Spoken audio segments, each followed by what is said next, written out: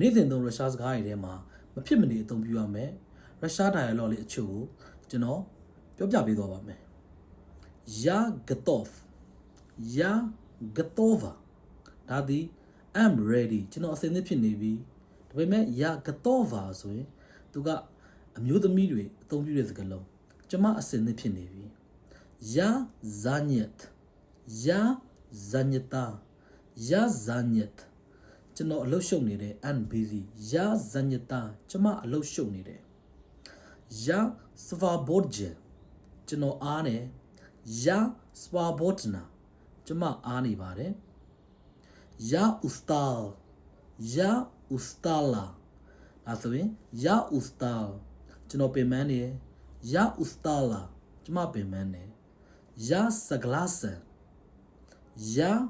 согласна Я согласен ဆိုတာကျွန်တော်သဘောတူပါတယ် Я согласна ဒါဆိုရင်ကျွန်မသဘောတူပါတယ်ကဲဒါဆိုရင်နေ့စဉ်သုံးမဖြစ်မနေအသုံးပြုရမယ်ရုရှား dialogue လေး၅ခုကိုမှတ်ပြီးသွားပြီဖြစ်ပါတယ်